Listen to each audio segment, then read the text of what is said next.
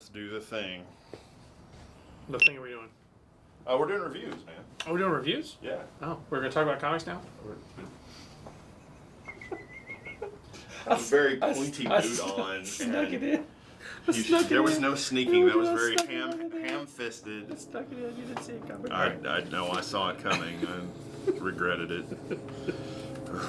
It's so corny. It is, but it's so fun. So campy. But it's so much fun. It's just you and Ben basically bullying me on something I hate.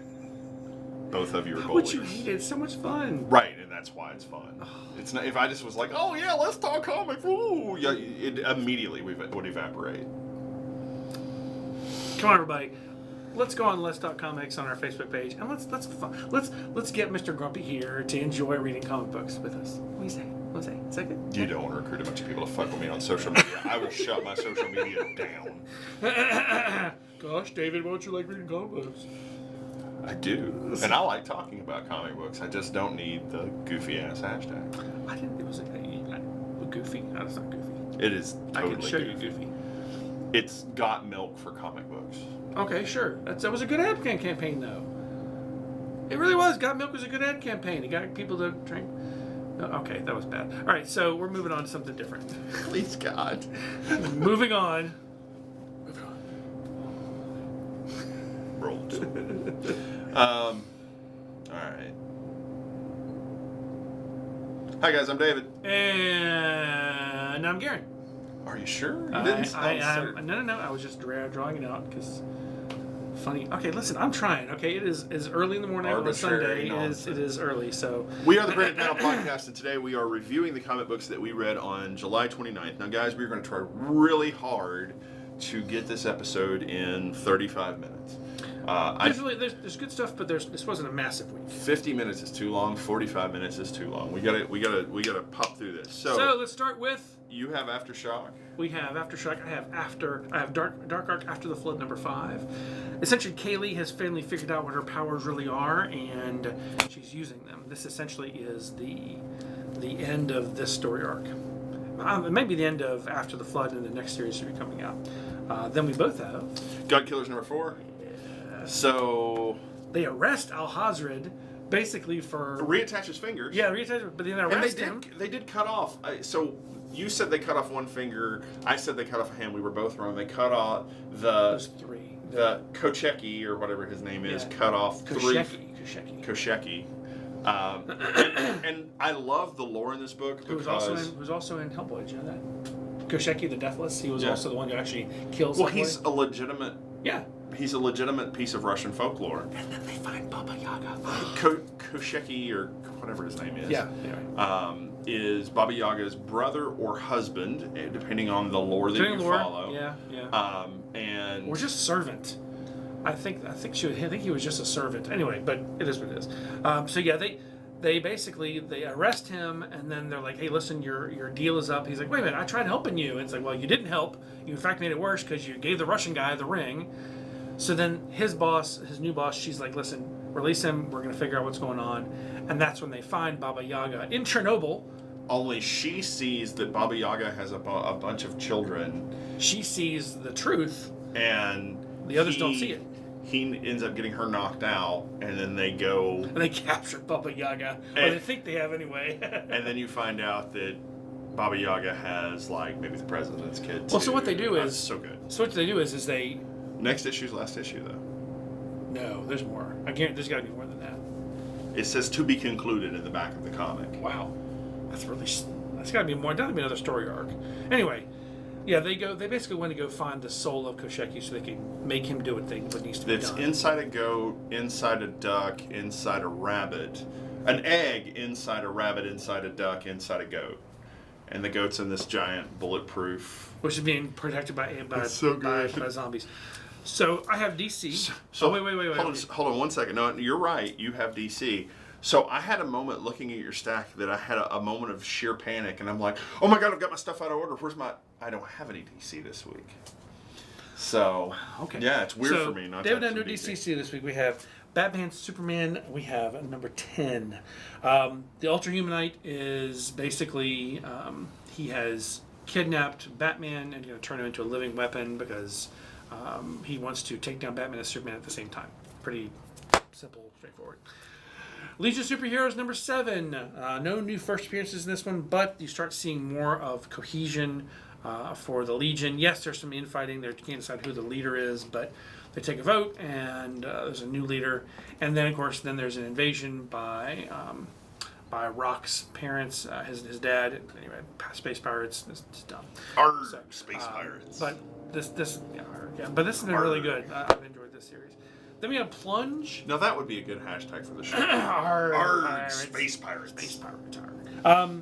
Plunge number 5. So the worm aliens essentially are taken over. It's creepy as hell. They're worm centipede things, and you're finally finding the truth of what's really going on. The crew is like, I'm not doing it. They're like, yes you are. We're gonna chop heads off and stab people until you do. So, been pretty awesome. Moving on to IDW. Sleeping Beauties number 2. Should be a trigger warning on this one. There's a little rape thing going on. A little rape thing. Okay, so anyway, it's a prison rape scene. It's a male guard, female prisoner. It's pretty rough. But what's happening is this disease, this sleeping disorder is affecting more and more women across the world. And if you try to take off the webbing, they go berserk and they start killing whoever tries to take the webbing off. It's actually pretty insane. This has become a very, very interesting book. Again, the trigger warning, I didn't know, honestly, the trigger warning, so I would have warned people had I known, but now that I know, it's on there. What you got from IDW? Well, I'm going to start with Teenage Mutant Ninja Turtles Annual 2020, which is basically the Rat King rejoicing in the fact that Kitsune has quit the great game. His father, the dragon, is dead, and he is now going to try to beat his siblings in the great game for control of the earth. He goes to Shredder, and he's like, come be my knight. Come on, come be my knight. And Shredder's like, nah, bitch. And I mean, literally, that's kind of the way he answers it. And then he goes to New York, and he kind of moves around New York. But the most interesting thing that we've sort of been focused away from in the book is that Leatherhead ate Krang. Issues and issues and issues ago. You're missing such a great book. He literally, they've got him on trial. There's no way he's going to be convicted. They bring Leatherhead on to testify against him. Leatherhead eats him. But the Otrams are actually parasites. I don't know why. Okay, now the GoPro's gonna give a shit. Okay, anyway, so technical difficulties are an irritant. Anyway, so they are parasitic in nature, and so Krang has made his way into Leatherhead's stomach, and now, as shown in the Eastman variant, he's basically sitting right here, but he's pushed himself to the outside, and he's constantly fighting Leatherhead for control of Leatherhead's body. That's pretty cool. It is one of the coolest damn things they've ever done with the Ninja Turtles. I love what's going on with TMNT right now. In issue 107 of TMNT, oh, my tape broke. In issue number 107 of TMNT, you find out that Lita, the little white turtle, had gone off upset after kind of being made fun of in Splinter's Dojo. Yeah. And Clan Splinter's Dojo, excuse me. And she made her way into an alley, and she was kidnapped by the Slithery. And so the guys in Jenica realize that she's missing. They go looking for her. They get jumped by a mutant eel, is the best way that I can describe it. And you find out that maybe Baxter Stockman has control of the eel. It's pretty damn neat. Like, I give people issue 106, a whole lot of things didn't happen. It wasn't very action oriented, but it set this story in motion. And of course, Baxter, being mayor of New York, is still a douche nozzle. So okay, very cool. Moving on to Image. Headrest, the only book from Image I had this week. I have a pulp, but I literally gave mine to a customer, and he let him have it, so I'll get another one copy this week. So, Hedra was my surprise of the week. We knew it was coming, but I'd kind of forgotten about it. So there's no dialogue in this at all. You can't say you read this comic. You viewed the comic, but you didn't read anything. You just simply looked at the masterpiece of what it is. And this is the woman, the character. She is Jessie Lonergan. She did the cover art, the internal art, and she did the story. And it's actually pretty great. So essentially, Earth is essentially being destroyed, being it's nuclear war.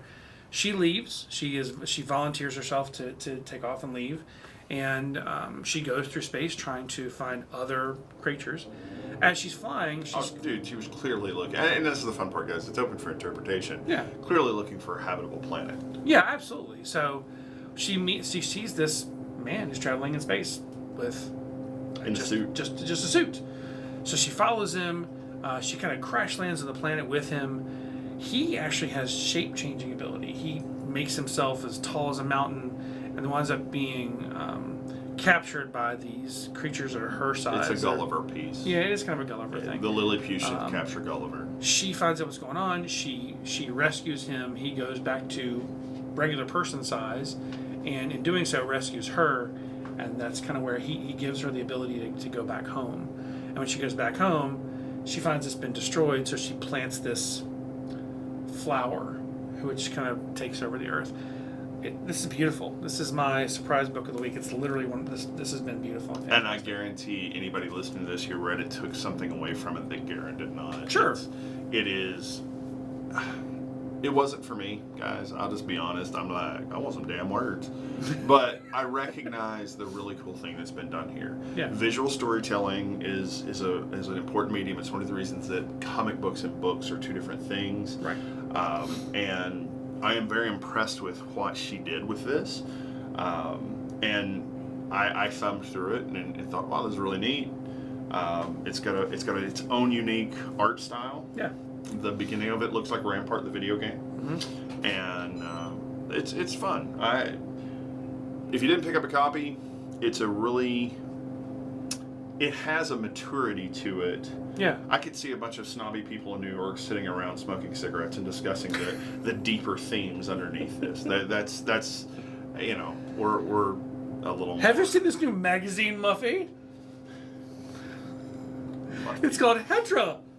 All right, it's so beautiful. I'm going to completely spoil Pulp for me. Honestly, guys, is the best damn thing I read this week, and this was a good week. Ed Brubaker, Sean Phillips. It centers on a writer. I think writers like to write about writers. Yes, they do. Olympia was one of those good ones. Yeah. So I do too. Like every time I start writing a story, I'm like, okay, so what does he do for a living, or what does she do for a living? He's a writer.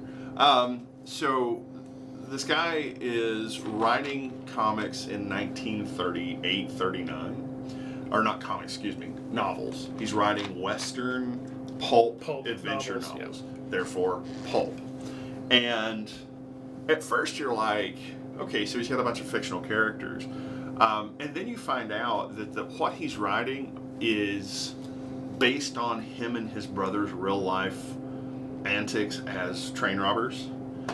So him and his brother, some guys came and burned down their farm, and they got shot and hurt. And when they healed up, they went back and killed the robber baron's men. And then they set about a life of train robbing. So his editor is only paying him 2 cents a word for his work, and he's so pissed off about it. He's coming back kind of mumbling to himself, and this guy's mugging this lady, and he intervenes, and while he's getting the shit kicked out of him by the much younger guy, he has a heart attack. Mm-hmm. And he doesn't tell his wife that he had a heart attack, but he's realizing that he's not long for the world, and he's going to have to do something about it. So they go to the movies, and he sees an armored truck picking up cash, and he's like, shit, I'll rob it, no problem. I used to be a robber. And as he goes to rob it, a former Pinkerton agent who is now working for, I assume, Wells Fargo, the Secret Service. Oh, the Secret Service, yeah.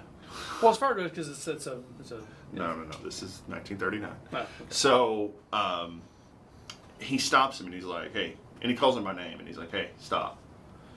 Before you get yourself gunned down trying to do what you're doing, I have a robbery I want to perform. And the guy had chased him and his gang for a long time, knows everything about him, and they kind of form this interesting camaraderie.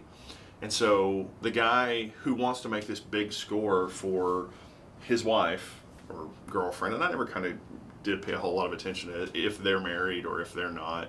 She was his housekeeper or the landlady who cleaned his house. And now they sleep together, whatever. So as they're kind of talking about this robbery, he's like, hey man, we're going to rob the Nazis in New York. And that's a real thing, guys. Like, there were buns here. Nazis. Yeah. The Bund. Yeah, who were supporting Hitler, sending Hitler money and sending Hitler guns and supporting what was being done. Huge amount of anti-Semitism. This is 1939 as well. Yeah. This is before we entered the war. So, Nazi sympathizers were a real thing and still are. Still are today. So, he agrees to help Goldstein, incidentally, to rob this place, telling them that there's giant boxes of cash that are being shipped over to Germany. So they go in to rob the place, and there's no boxes of cash. There's a whole bunch of information about bankers and people who support the Nazi party. And so Goldstein gets this. They shoot their way out.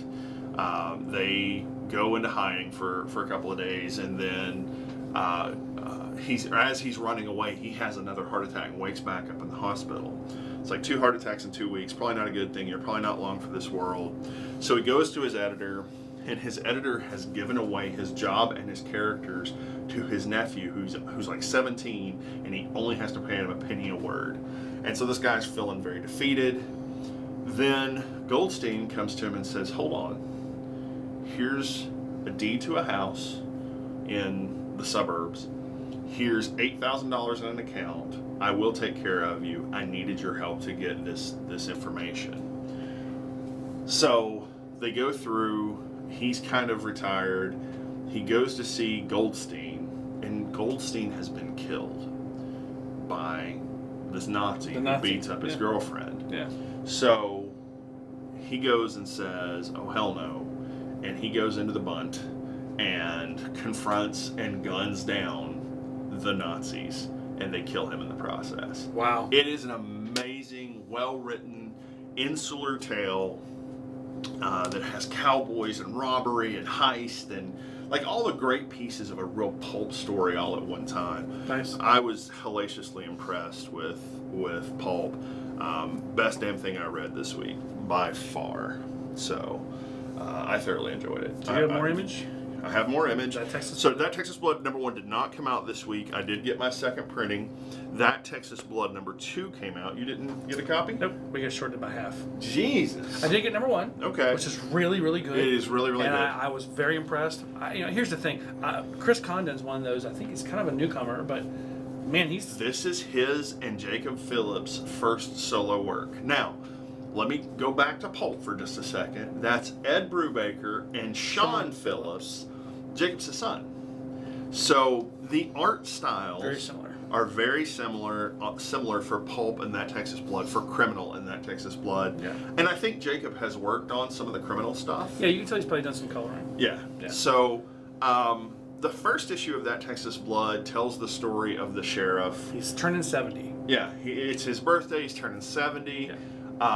There's this guy who's probably beaten his wife, and she can't come to work. He's trying to get his wife's casserole dish back from this woman. He goes to the house, and they're clearly having an argument. She's like, I don't feel good. I'll come drive it by later. Yeah. And he's, of course, his wife's like, don't you dare have that beef jerky. He's 70 years old. He shouldn't be doing this anymore. But yeah, he should. He's a tough old bastard. He's a tough old bird. So essentially, now she's like, hey, listen, I'm coming to meet you. Well, as he's at the place where they're going to meet, the boyfriend speeds past doing over 100 miles an hour. He chases the guy down. The guy then kills himself in front of him. Right. Pulls a gun, sticks it under his chin with a casserole dish in the back of the Bronco. Oh. It was clearly a Bronco. Found my casserole dish. And shoots himself. So that's the end of issue 1. But there's an interesting part to that where he's having a dream that he's talking to the sheriff that handed him the job, and his brother, who he had to shoot and kill, comes up as a glowing green zombie, and shoots the sheriff and blows his chest open. Yeah. And God, it's so good. So second issue doesn't pick up with the sheriff. It picks up with this guy who doesn't live in that area, who has been called to come home to that county, right? And because his brother has been killed or committed suicide, and so we know what brother they're talking about. Yeah. Actually, I don't think it's the same guy. Really? Yeah. And so he clearly has done some awful things in the past. He shows up. He goes to a diner. The little young waitress is starting to serve him, and the owner of the diner is this lady and who looks like another waitress, smacks the food out of the other waitress's hand and says, "You're a son of a bitch. You don't eat in my diner." So the sheriff comes in, grabs the guy, and says, "Come with me." He said, "Well, am I under arrest?" He said, "Remains to be seen." And takes him in and starts questioning him. And you start to see that this guy was a rough packer. So it's setting the scene for, I think there'll be some supernatural nature to it. I really do. I may be totally wrong, but so it sounds kind of like No Country for Old Men meets Southern Bastards. It's kind of what it sounds like so far. Oh, but it's really a fun read. Like, I've really thoroughly enjoyed it. Can't wait. Moving on to Marvel. Cable number 2. So, The Cuckoos are totally playing Cable. And of course, he's too dumb to realize he's being played. Or maybe he's not. Maybe he's just like, yeah, I'm going to have fun while I can. I don't know. I mean, getting to sleep with five psychic, beautiful versions of Emma Frost. But are they sleeping with him, or are they all basically they're just tricking him? I don't know. You can't tell. Emma's clearly not happy with it. The law on Krakoa is make more mutants. So, but Emma's not pleased with it. You can tell. She's like, hey, stop this. Of course, then the Centurions arrive and take the sword back. Rom's Space Knight's friends are like, "Give me Rom's sword." He's like, "It's my sword." Like, no, smack, and they take it anyway. So. And one of the Cuckoos. Exactly. So Celeste. Yeah. Yeah. So yeah, this is Cable 2. Jerry Dugan's writing this. Yeah, and he's Jerry's amazing. You missed an important book. Apparently so. Captain Marvel number 18 introduces Carol's half-sister. Really? Yeah. First appearance of her Kree, full-blooded Kree half-sister. Okay. So her mother, Marielle, her mother had another daughter. So Tarnath, which you find out interesting things about in Empire number 4, we'll talk about in just a second, Hulkling sends her on Talnath, or whatever her name is behalf, right, to go stop the destruction of this planet. Right. That it's a world where the Kree and the Skrull are supposed to be living together in harmony, right, and somebody has just raised the largest city on it, and it's one woman, and she is holding off a whole battalion by herself. And so Carol comes in, the person shooting at her, she uses the hammer to smack away the bolts, and goes in and finds basically her blue twin. Okay. And she takes the hammer and she touches it to her head, and she's able to get impressions of someone's guilt. And because it's the next thing it's you running see, the accuser's hammer. Right. And the next thing you see is her say, "I'm so sorry about this," blast.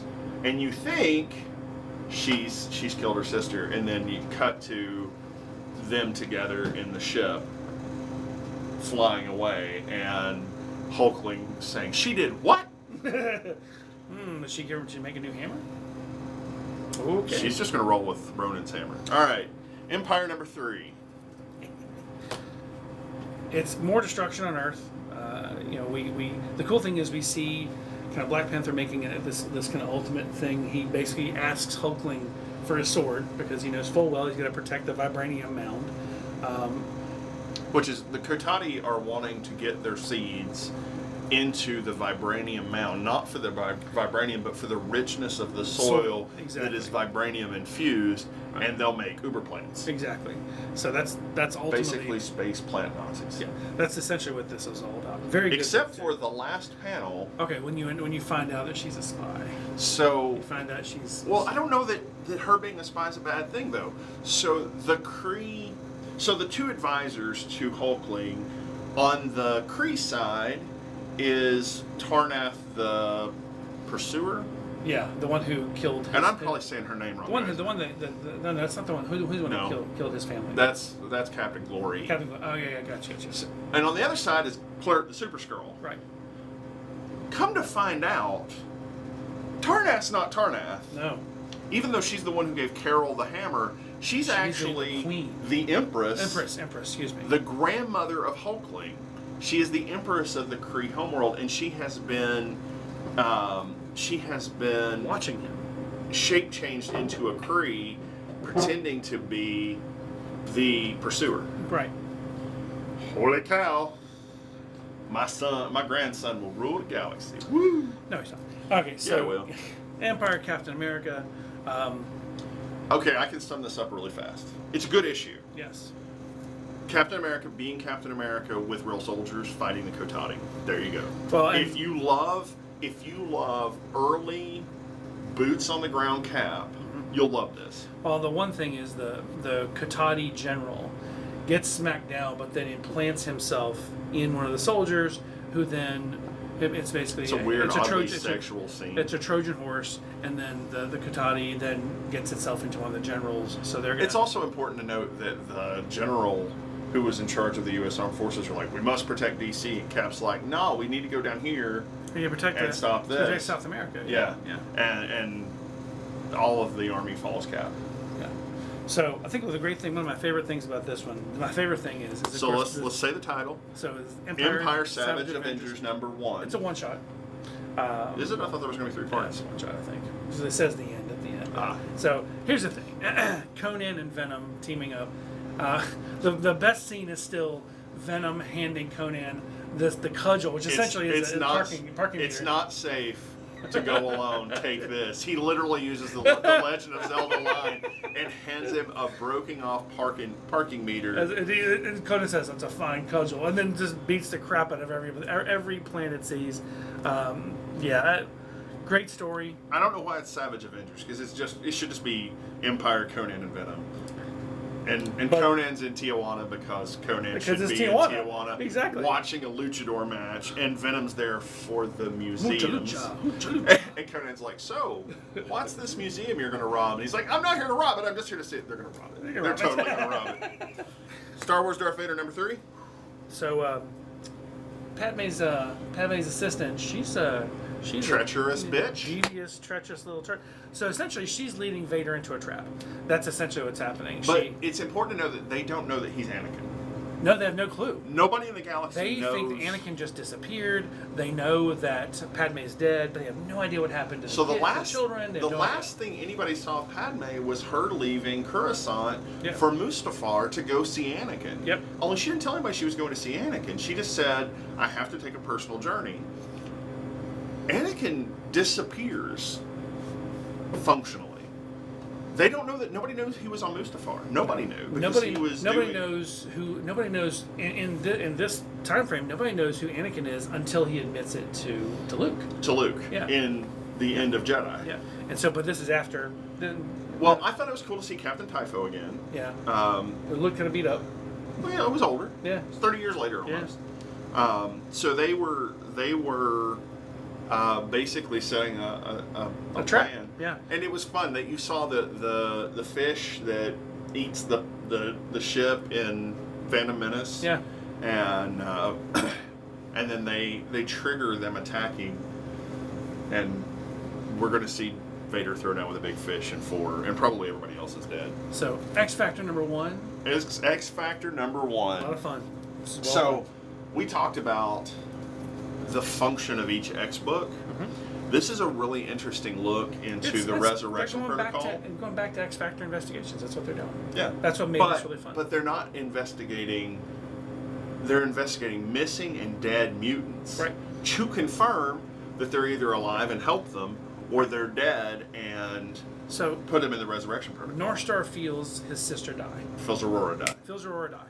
Goes to the resurrection. It's like, hey guys, bring my sister back now. They're like, first of all, you skipped a line. There's no line. Look at all those people. There's a line. You skipped a line. He's like, listen, my sister's more important. They're like, what? Of course, he's threatening them, and they're like, listen, you can't do this. So that's kind of when we gotta prove that there's proof of death, right, so that we don't create duplicates. Right. So they go to the Quiet Council and they reform X Factor to a degree, and of course Dakin joins along, even though he's not supposed to. Even though he's like, I'm gonna do whatever I want. So they go and figure out what's happened, and basically Aurora was tricked into driving off this cliff, and she's been murdered. Now she can be resurrected. That's fine. But then what they do is they reform X Factor for investigations, and the cool thing now is it's sanctioned, and their whole goal is to find missing and/or killed / murdered mutants. That's all their whole mission now. I think it's more The than that. only at some criticism point. I had for it is I don't care about Rachel's obsession with the little dog, The war dog, the war dog, the werewolf, the only one left. Yeah, But I think we're going to want to see that. I think that. I hope so. I think they're playing to the point where we're going to want to see that werewolf at some point. Yeah. Just saying. So, X-Men Empire. X-Men number 10 Empire tie-in. Right. Vulcan. This is all about Vulcan. Vulcan, man.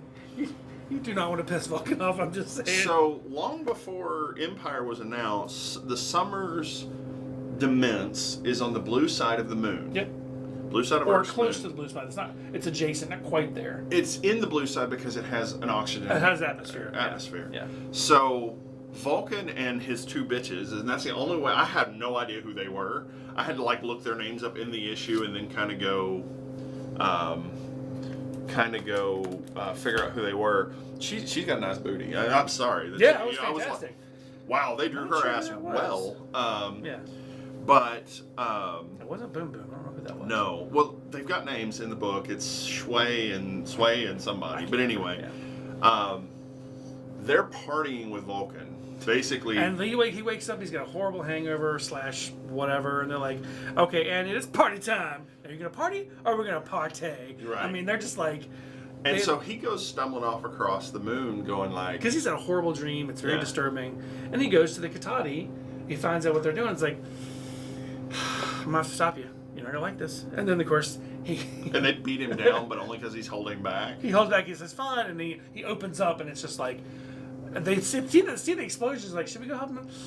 Well, the drink in my hand says no, but my body says no. We're gonna say no. So they finally go get him, and they're like, "What happened?" He's like, "Nothing." Yeah, I'm good. But they've realized He burned the garden to ash. But now when they come back for this garden, they're like, "What happened?" It's like, well, no one could tell us. But then they kept saying so over and over, Krakoa. And then cut to the Kotati general, who's like, "Let's take out Krakoa." Such a dumb idea. Such a bad idea. Yeah. Krakoa's just Wrong place on Earth. Rogue So- Planet number 3. I tell you what, man, it just gets better. It just gets better. I mean, I love Cullen Bunn. The first one's a little slow. The second one's like, okay, this is cool. The third one's like, holy crap, this is awesome. So the two, the engineer and the pilot are captured by these natives.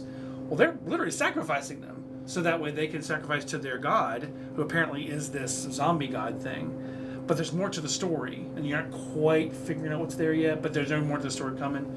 Great story. Very, very, very impressed with this one. Yeah. So, Garen made me pick this up. This is Grit number 1 by Scout Comics. And, God, it was good. So I will say we do a book of the week that we've been doing. Right. We stopped making a big deal of the book of the week because we didn't have a way to poll on Facebook. Yeah. For voting whose is better. We're going to try to get back to that. And we'll talk about book of the week here in a minute. But we're also going to do a new segment because of Grit, the surprise of the week. The book that you grabbed that you didn't expect to be as awesome as it was. Grit was it for me. So, Barrow? Barrow, yeah. Barrow is a monster hunter. Essentially, yeah. And Barrow is hired by a farmer to go kill whatever's killing the trolls because the troll manure makes the crops really good. Right. Very southern.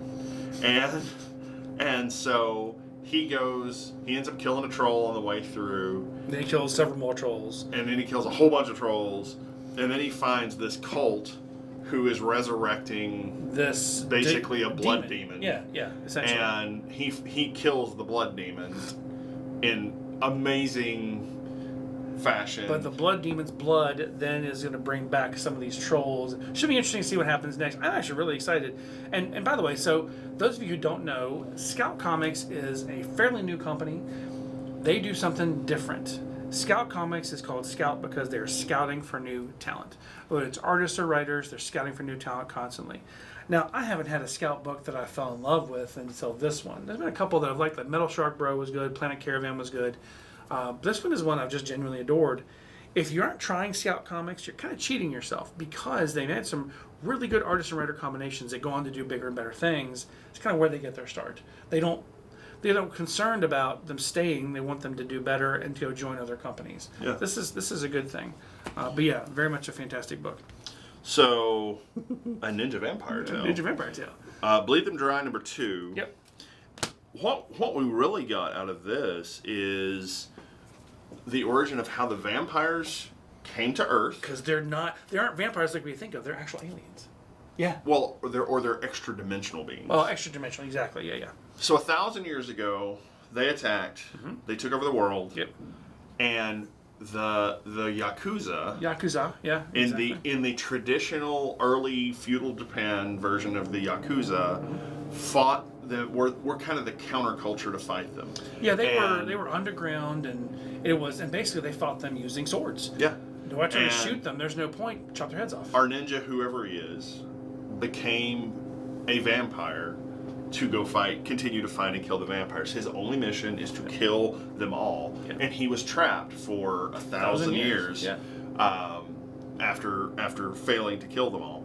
So now what's happened is the detective who had been human, she now is half human, half vampire. Which is taboo. Being born a vampire is okay. Being immortal, born immortal, or being an immortal or born immortal is good, but being half is being turned is not. You're a mutt. Yeah, you're exactly, and it's not a good thing. But she doesn't, of course, know what's going on until when she finds out. She's like, "Why don't you just kill me?" So now they're going to find what's really going on. Now the thing is, her partner, the one the one she almost killed, he survives. So his arm is ripped off down from his shoulder socket to his ribs. Yeah. His legs were burnt from the sun. Yeah. And he was just completely injured.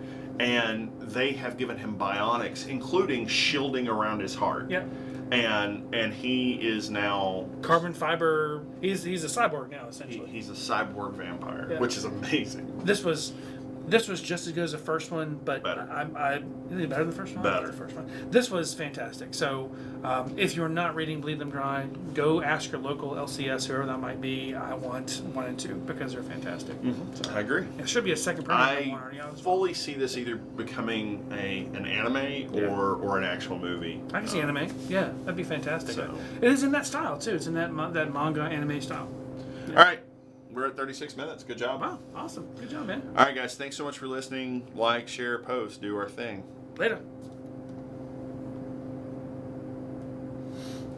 And now I'll walk and turn off the other one. That's not comics.